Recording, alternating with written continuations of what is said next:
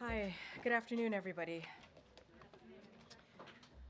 So, the safety of all Americans is the Biden-Harris administration's first priority. As the security situation in Lebanon becomes increasingly volatile, I want to take a moment to talk about the numerous steps the Biden-Harris administration is taking to support Americans who seek to depart or relocate within Lebanon.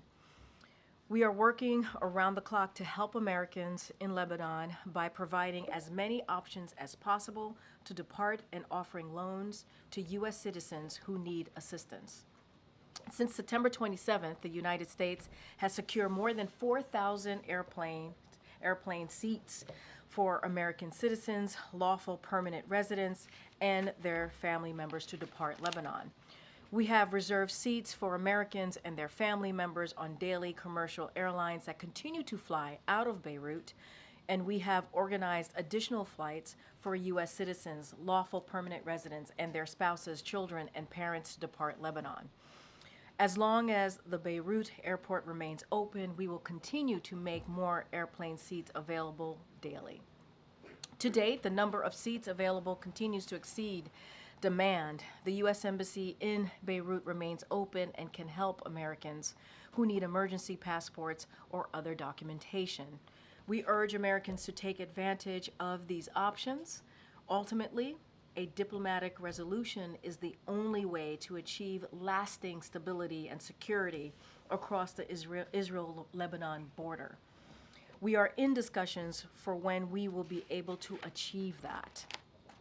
Now, earlier today, as many of you saw, the President and the Vice President received an update regarding Hurricane Helene response and recovery efforts.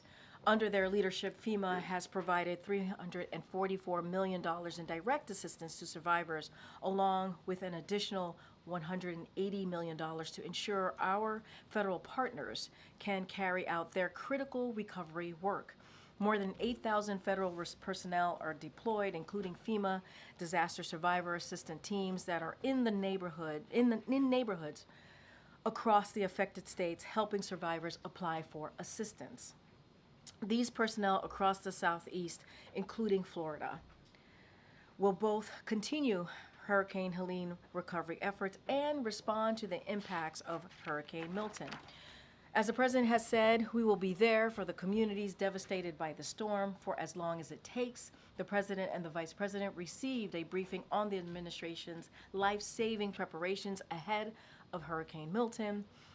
The President continues to mobilize a whole of government effort to prepare for Hurricane Milton. Earlier this week, the President quickly approved the state of Florida's and the Seminole tribe of Florida's request for an emergency declaration pre-Milton landfall. He directed his team to keep working to increase the size and presence of our efforts as we prepare for Milton's landfall. The President spoke directly to Governor DeSantis, Tampa Mayor Castor, Clearwater Mayor Rector, and Pinellas County Chairwoman Peters to make sure we are meeting their needs, and gave them his personal number so they can call him directly. At the President's direction, the administration has been in touch with more than 60 local officials in cities and counties along the likely path of impact to ensure needs are met in advance of the storm. The President gathered his cabinet representing 16 agencies and departments to ensure every corner of the U.S. government is assisting with Helene recovery and preparations for Milton. And at the President's direction, FEMA Administrator Criswell will travel to Florida tonight to join the personnel on the ground and ensure every Floridian gets the help that they need. FEMA is pre-staging a full slate of response capabilities in Florida and the region, including 8 urban search and rescue teams, 3 U.S. Coast Guard swift water rescue teams, 15.6 million meals, 13.9 million liters of water already pre-positioned, an additional 20 million meals and 40 million liters of water ready to deploy as needed. More than 1,000 staff already in the region. And as the President and the Vice President have said, any attempts to price gouge Americans, whether at the gas pumps, airport, or hotel counter during this storm, are unacceptable. The Justice Department, FTC, and Consumer Financial Protection Bureau put out a statement warning consumers about those looking to take advantage of natural disasters. The administration will also continue to work out and call out misinformation and conspiracy theories around the storm and federal and state responses. This is wrong, dangerous, and it must stop immediately. You heard the president speak to this just moments ago. Everyone, especially those in positions of power, must do everything they can to encourage survivors to register for assistance, not discourage them by allowing these falsehoods to fester. This storm will be catastrophic. It will be catastrophic. We urge everyone to listen to local officials, and if you are told to evacuate, do so. Please do so immediately. If you can't evacuate or need a safe place to shelter, text shelter and your zip code to 43362 to get a list of open shelters near you. With that, I will turn it over to Administrator Criswell, who is joining us virtually. Thank you so much, Administrator. I know you are incredibly busy today, but thank you for your time. And with that, I'm going to just turn it over to you. All right. Thank you very much, Karine. So good afternoon, everybody. As you just heard from Karine, I just had an opportunity to brief President Biden and Vice President Harris on our preparatory actions as we prepare for Hurricane Milton to make landfall in Florida. The entire federal family is leaning forward for Milton's response. And right now, I am in North Carolina, continuing to lead the response and recovery efforts for the impacts to Helene across many states. But I will be traveling this evening to Florida to be with the team that I have there on the ground, as well as meet with the governor and his team to make sure that we are working side by side to meet the needs of Floridians as Hurricane Milton passes through the state. I want to deliver a very important message to the people of Florida. This is going to be a catastrophic storm. It is going to be a potentially deadly storm. Please listen to your local officials as they will be giving you the best information about what you need to do where you are located. This storm is going to bring deadly storm surge, intense winds, flooding, but it is already bringing tornadoes across Florida. So if you do get an emergency message on your phone right now for a tornado warning, please seek shelter immediately. My heart goes out to all of the Floridians who have been in the path of many storms. They have had impacts from Hurricane Ian, Hurricane Debbie, Hurricane Idalia, and now Hurricane Helene and Hurricane Milton. Floridians, they're no strangers to these storms, but this one, Hurricane Milton, it is expected to be catastrophic. And I promise you that FEMA is ready. FEMA and the entire federal family will be there to provide those immediate life-saving activities and begin to stabilize the incident after the storm passes. And again, I will be there on the ground to assess the impacts and prioritize the movement of federal resources to where the state needs them most. Today, tonight, and tomorrow, these are going to be tough as we watch the impacts move across Florida. And again, we're already seeing impacts from this storm with tornadoes and high winds happening in different parts of Florida. The most important thing is your safety. And I need everyone listening to do everything you can to protect yourself and your family as Milton passes. Some of you may still be able to safely evacuate. Others, it may be too late. Again, I need you to listen to your local officials. They will know exactly what you are still able to do. And if you receive, again, a tornado warning on your phone, through a NOAA radio, or from your local officials, there are tornadoes that are happening now. You need to seek shelter immediately. I have also been in contact with Governor DeSantis, Mayor Castor, Mayor Welch, and Mayor Dyer, as well as all the tribal nations in Florida that are in the path of this storm. The President's swift approval of the pre-landfall emergency declaration for Florida, as well as the Seminole Tribe of Florida, allows us to be able to employ the resources that we have staged to immediately begin to save lives and support the response activities. In addition to the thousands of people that I already have on the ground in Florida for Hurricane Helene, as well as the previous storms from previous years, at the President's direction, I sent an additional 1,200 search and rescue personnel, 6 incident management assistance teams, multiple power assessment teams, and dozens of medical facility assessment personnel into the area pre-landfall.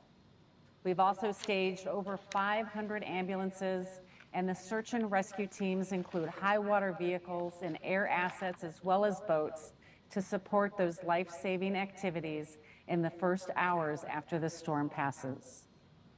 As you heard Karine say, we've also pushed millions of meals and liters of water into Florida to support those immediate needs. And let me be clear, the movement of these resources and these commodities are not taking away from our ongoing response and recovery efforts in North Carolina and the other states that were impacted by Hurricane Helene. We are built for this. We have managed multiple simultaneous catastrophic incidents before, and we are prepared to do this again. And I want the people to hear it from me. FEMA is ready.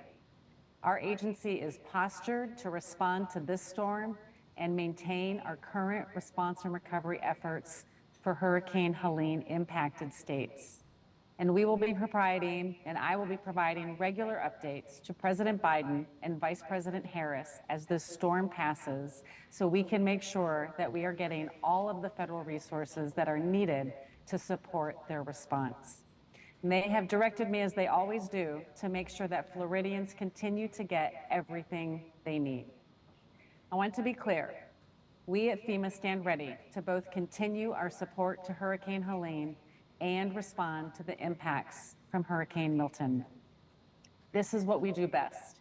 We manage complex incidents. We coordinate, we communicate, and we respond. And again, I will be traveling to Florida later today so I can join my team as well as our state partners that are in the field preparing for the impacts from Hurricane Helene. My leadership team, they are the best of the best.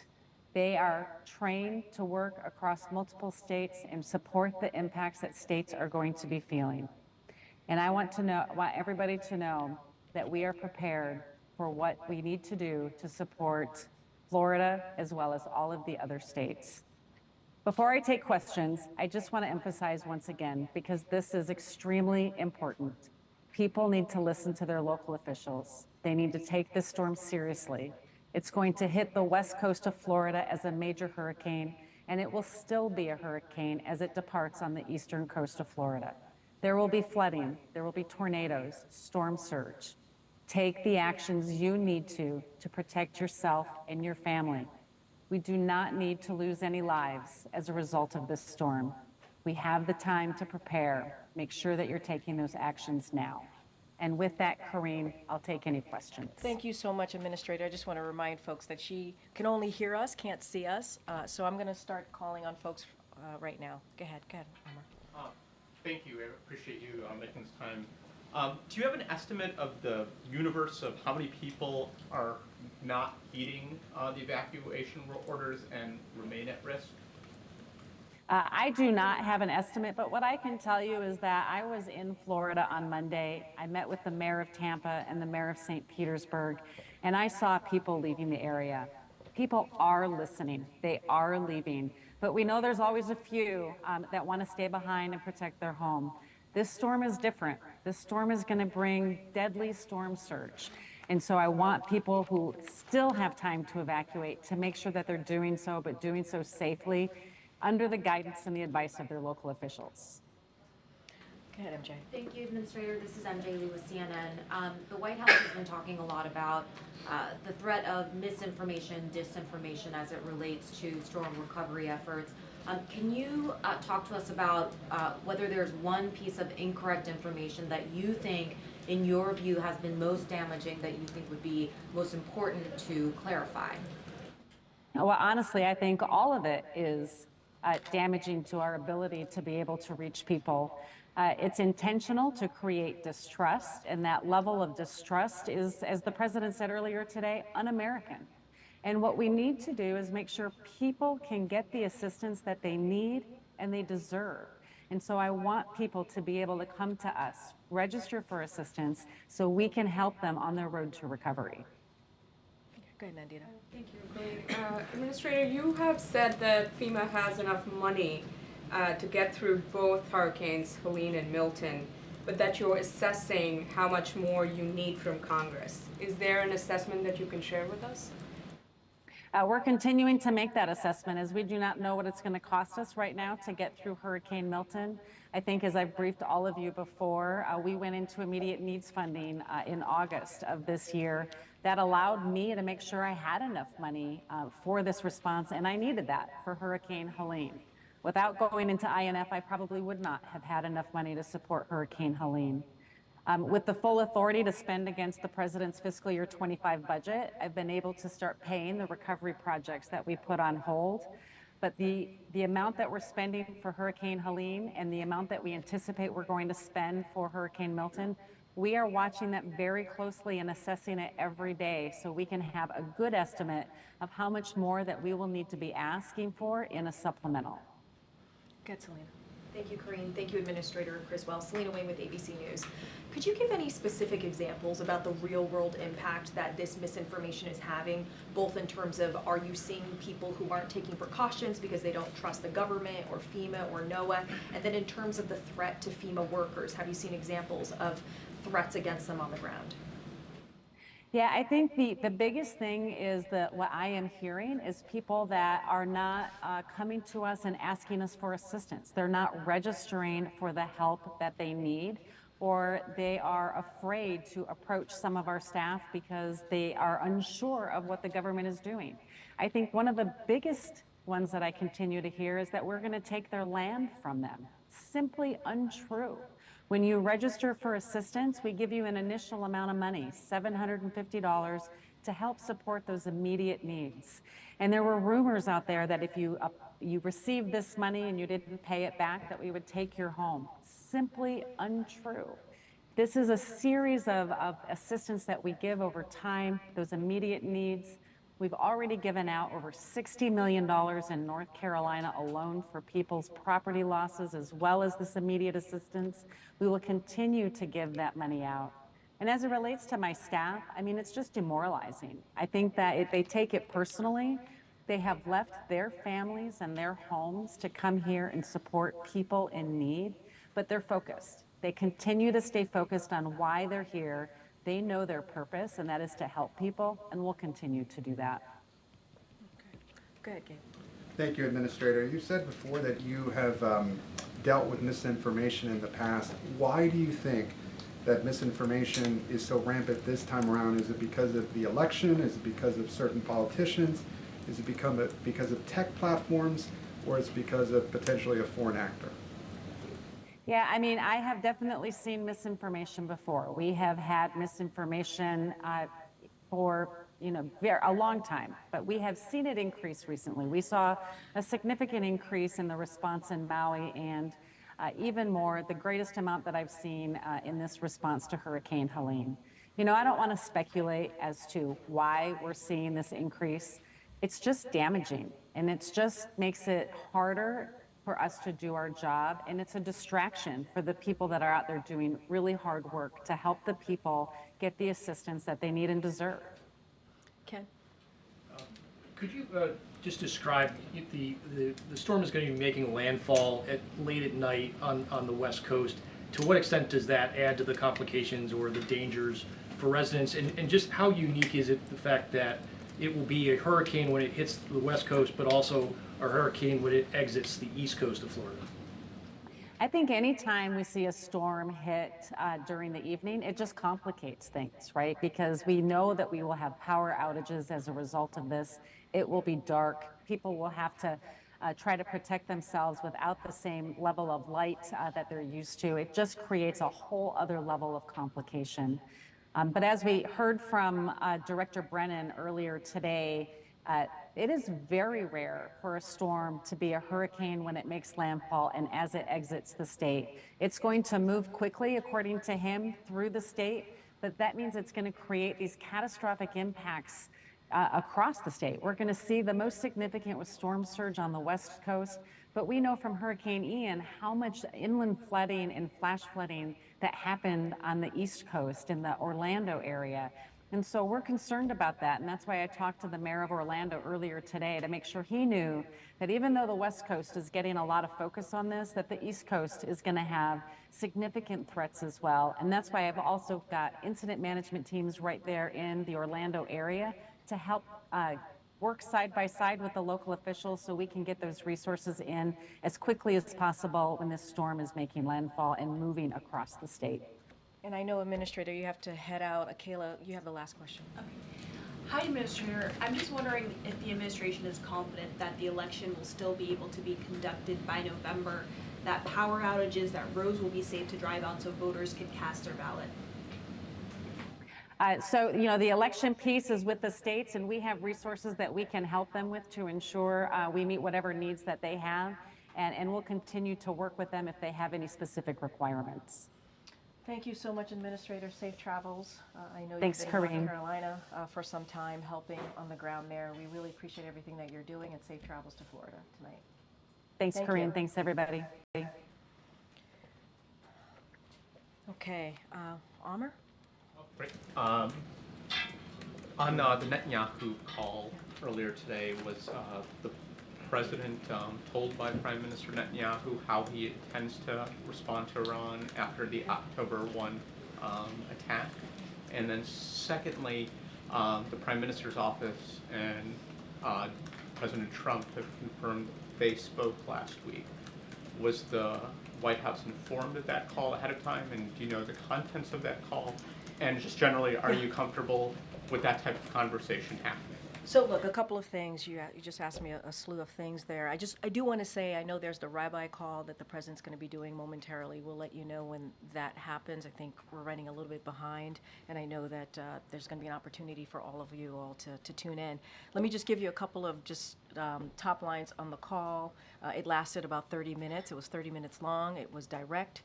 It was productive, obviously the call that the president had with the Prime Minister of Israel. They discussed a range of issues, and we are going to have a readout shortly that you all will have to get a better sense of what was discussed on the call, so I'm not going to get ahead of that. I know the team is working through that at this time.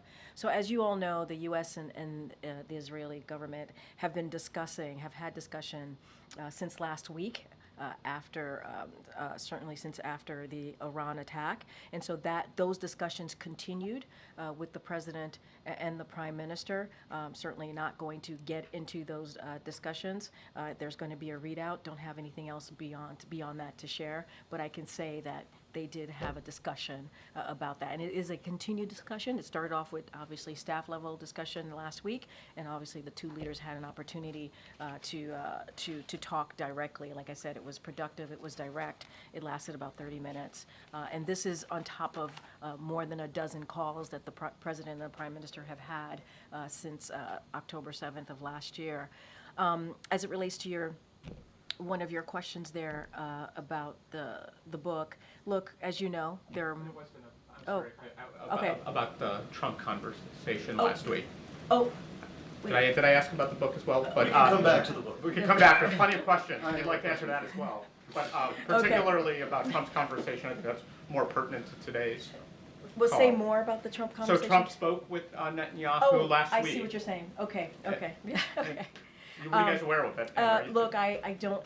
That's something for obviously the Trump team to speak to. I can't speak to that about their conversation. I just don't have anything to add I guess beyond it's that. more relevant. Are we having like two different, a former administration and the current administration doing foreign policy at the same look, time? as you know, there's one president at a time. That has been the way that we've done this, right, in this country.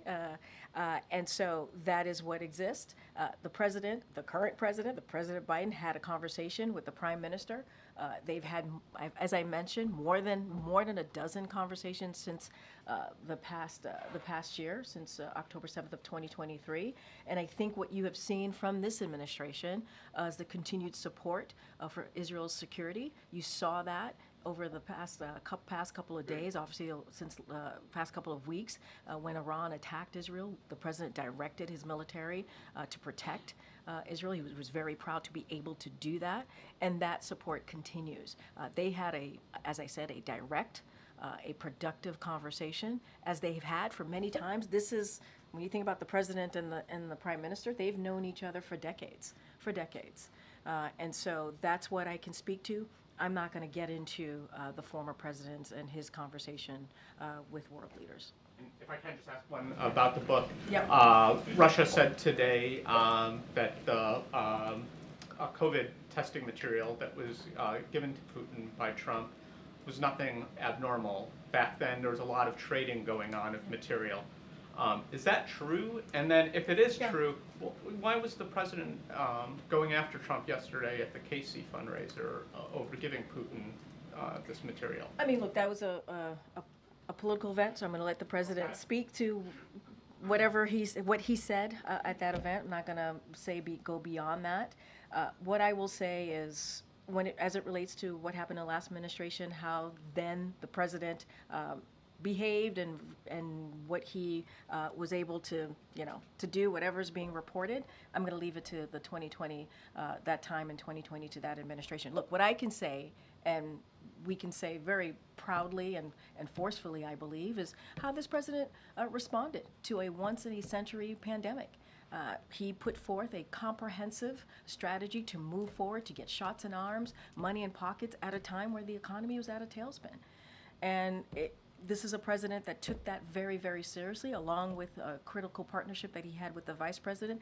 And that's why we've seen the economy turn around. That's why we all sitting here today without masks on, because the president actually took this seriously and made sure that we were able to get out of the pandemic. That's what I'm going to speak to. The president said what he wanted to say yesterday, and I'll leave it as that. But I guess, is it just adding to misinformation then? Because that what the last president at that time was doing what it sounds like he thought was the right thing. Everybody needed material at that time. I'm going to let the former president speak for himself and how he behaved and the actions that he took. That is for him to speak to. What I can speak to is what the president has done over the last 3.5 years. And look, when we came into this administration, we did not have a comprehensive strategy to deal with COVID. That did not happen. I mean, you had a former president who was telling people to inject bleach. And you have this president and this vice president who took it very seriously and put forth a comprehensive strategy to deal with a once-in-a-century pandemic. And the economy is now, just looking at the data, the economy has turned around. We are leading with the economy worldly, globally, and we are in a different place. And that is because of the leadership of this president. We all saw, some of you were in this room when the former president would come to the podium to talk about the pandemic and the lies that was spewing and what was happening. And this president took it seriously. That's what I can say. Go ahead, Gabe. Thanks, Karine. Regarding the Woodward book and Prime Minister Netanyahu, you said that, and you have referenced the dozen calls the president has had with the Prime Minister since the start of the war. As it was brought up last time, he hadn't had one before before August 21st. In the book, Woodward reports that the president used an expletive when referring to Netanyahu and calling him a bad guy and other disparaging remarks. What's the White House response to that? So I'll say first that, look, there's going to be many books that are written about this administration, and many administrations, it's a typical thing to occur. Nothing atypical about that. I'm not going to weigh in on particulars in each one of those books. What I can say to that question that you asked me, I cannot confirm. That is not something that I can confirm from here. But does it speak to the relationship of President Biden and And this is what I've said moments ago, Gabe, which is this president and the prime minister have known each other for decades. and their conversations, their relationship have always been honest and direct. And this 30-minute conversation that they had today was also direct and very productive. And you have heard the president say he doesn't agree with everything, and they have disagreements. But because they have had this decades-long relationship, they're able to be honest with each other. I think what matters here is that this administration, this president's commitment to Israel's security is ironclad, and that will certainly continue to be the case. And quickly on another topic, on the reporting in that book that the former President Trump spoke with Vladimir Putin at least 7 times since leaving office. Is that appropriate? So look, we're not aware of those calls. I certainly can't confirm any of those calls from here. But if it is indeed true, are we concerned? Do we have serious concerns? Yes. If it is true, again, I cannot confirm any of those calls. Let's not forget, it is concerning, especially when we know the former president was lobbying against more aid for Ukraine to defend themselves against Russia's aggression. So if true, it is concerning, but again, I want to be really clear, I cannot confirm any of these calls. But how is it possible that the intelligence community wouldn't know that a former president spoke with Putin? I hear you, I just cannot confirm those calls happened. The president has not been briefed on this? I cannot confirm any of these calls were true. Okay. Thanks, Karine. Given that the president canceled his foreign trip, he would have left, I think, tomorrow morning for Germany and Angola. Can you give us just a sense of what the next few days will look like as he is monitoring Milton? Yeah. Will he be here the whole time probably? Is it possible he'll go to Delaware over the weekend? Are you guys talking about a possible trip to Florida at some point already? So as you saw this morning, the president's going to continue to get hurricane briefings, not just on Milton and how we're preparing and what's happening.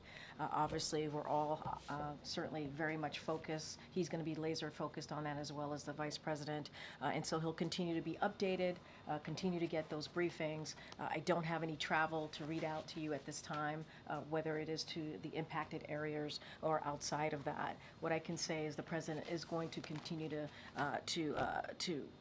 be laser focused on the storms and what's happening, the preparations, how we are still certainly responding to the immediate needs of folks who have been impacted by Hurricane Helene as well. That is also very much in front of us and what we're trying to do and get done there.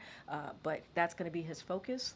You'll continue to hear more from the president. I can guarantee you that over the next couple of days. But what we want to share very, very clearly with Floridians out there, it is important to evacuate. It's important to take this storm very, very seriously. It will be catastrophic. You heard from the FEMA administrator. She is headed down to Florida to be there with her team to assist on the ground as we are pre-positioning and preparing for the storm. And just back to the phone call with Prime Minister Netanyahu. Did the president at any point in this phone call, you said that it was constructive, urge the prime minister to not take certain actions as they relate to either the situation in Lebanon or potential retaliatory strikes against Iran? So look, I'm going to say what I said moments ago. This was a continued discussion on the leaders level. As you know, the staff level has been talking since last week, and it is certainly to continue to speak to the response on Iran's attack and a long list of other conversations and issues that they wanted to discuss between the two leaders. I don't have anything else to speak to or to say. There's going to be a readout shortly that will have a little bit more detail of that conversation. I'm just not going to get into specifics from here. Would it be safe to say that the president now has a clear understanding of and a clear picture of what Israel's plans are for retaliating against What I can Iran? tell you is they had a discussion. They continued their discussion on a response to Iran's attack. A discussion last week, a discussion that certainly started at the staff level, and now the two leaders were able to have a productive, a straightforward, honest conversation, as they tend to do. I don't have anything beyond that. Thanks, Karine. So Vice President Harris was also on that call between President Biden and Netanyahu. Can you just explain the role she played in that call? Did she just listen in? Did she weigh in on the issues as well? I would refer you to her team to speak to that. Just going back to the contents of the call, I know there's a readout coming out soon, but can you just describe the tone of that call in terms of, was the president continuing to push back on issues that were being presented to him from Netanyahu? It was direct and it was productive. That's what I'll share. And can we say at this point if Israel has made a decision on how they want to respond? They continue to have a discussion on Israel's response to the attack, to Iran's attack last week. I'm not going to go into specifics or details. There's going to be a readout shortly. Okay, Michael. Well, thanks, Karine. Going back to your warnings against price gouging during the hurricanes, I'm just wondering, does the administration have any reports that that's actually happening, or was this just intended to be a preemptory strike to keep it from happening? Well, I think certainly a preemptive attempt to keep it from happening.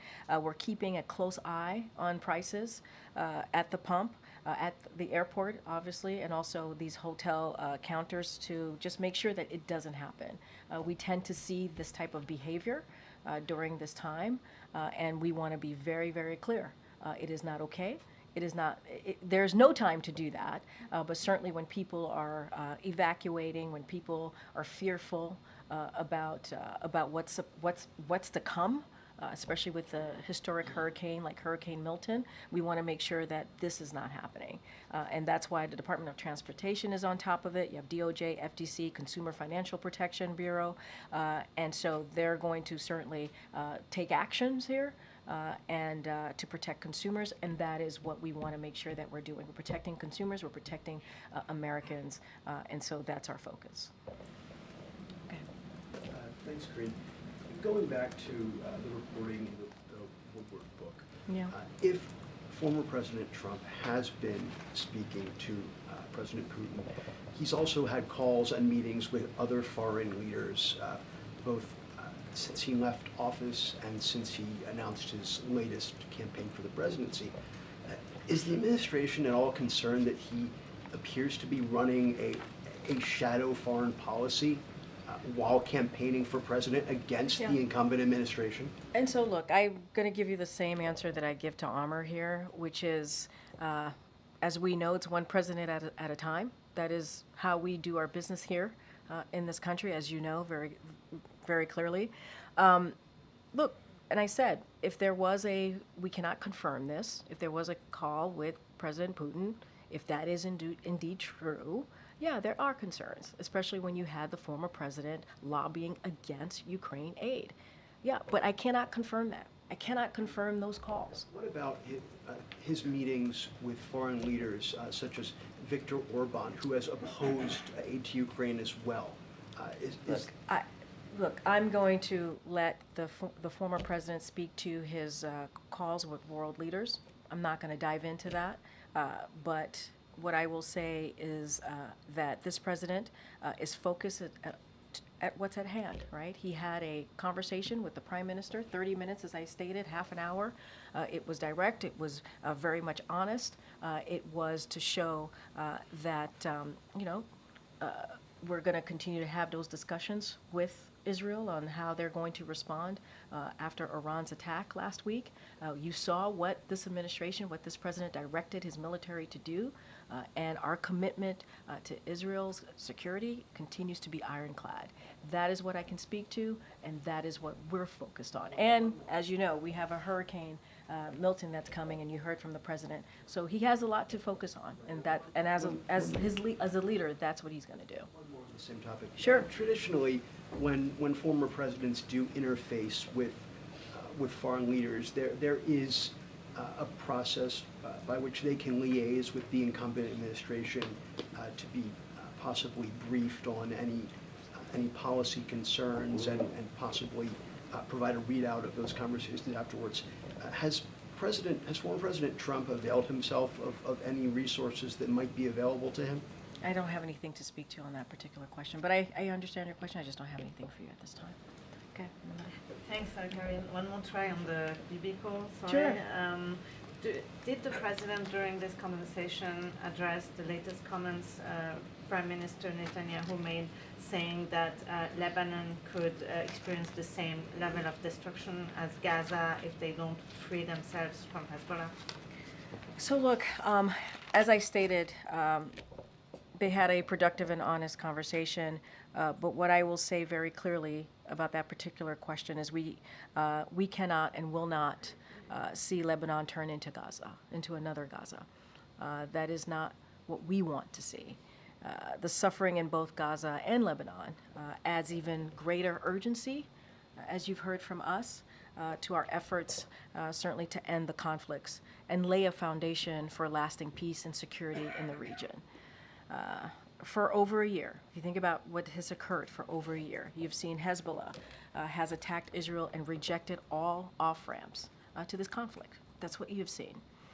The suffering we are seeing in Lebanon could have been avoided if Hezbollah would have stopped its rockets attacks on Israel.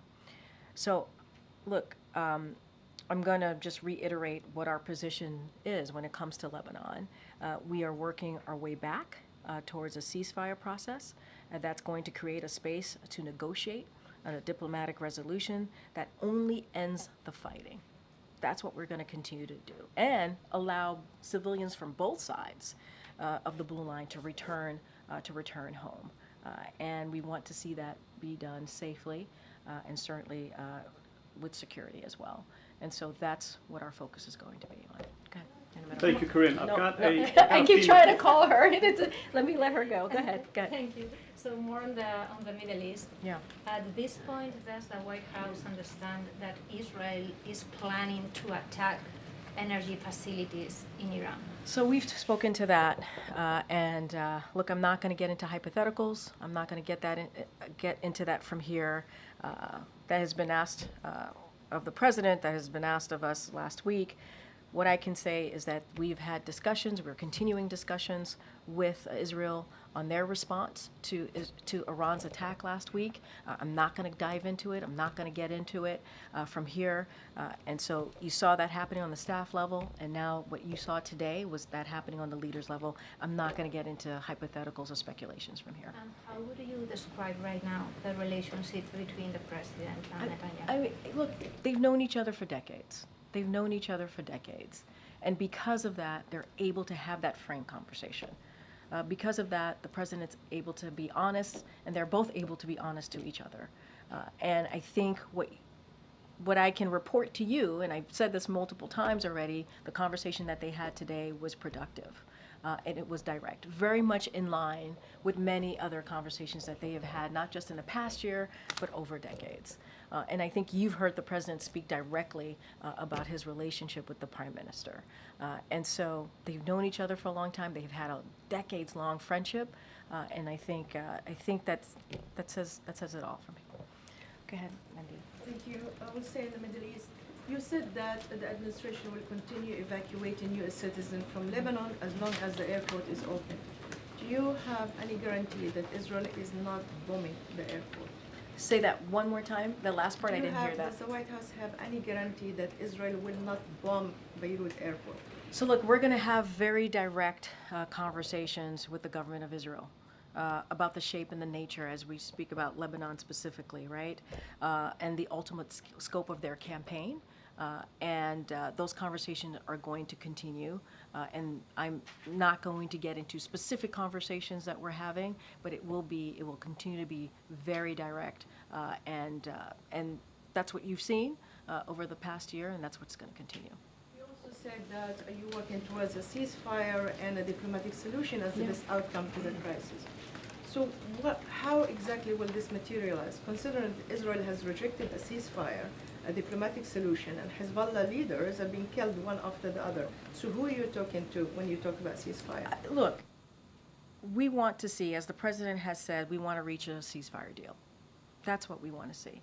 And again, to provide space for that diplomatic resolution, those diplomatic conversations, and we want to see civilians on both sides to return back home. And on both sides of the border, obviously. And so those discussions continue. We have been very clear that those conversations have been continuing for some time now. And ultimately, we need a diplomatic resolution. We understand that. We have to have a diplomatic resolution, and that's the only way to achieve that long-lasting stability, right? When you think about security across the Israel and Lebanon border. And so that's what we want to see. It doesn't stop us from having those conversations, to having those discussions. Today, you heard from me, you heard from us that the two leaders spoke about an array of issues.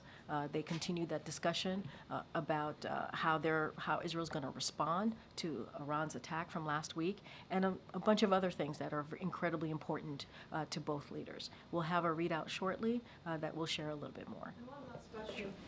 In 2 weeks, there is already 8 hospitals in Lebanon are out of service. There is thousands of people being killed.